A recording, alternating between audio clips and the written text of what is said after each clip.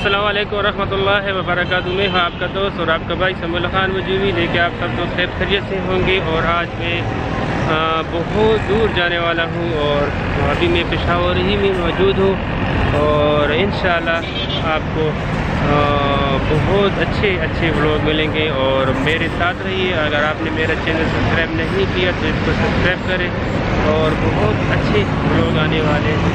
तो अभी मैं पेशावर हूँ और पेशावर से आगे जाऊँगा, तो आप मेरे साथ रहिए।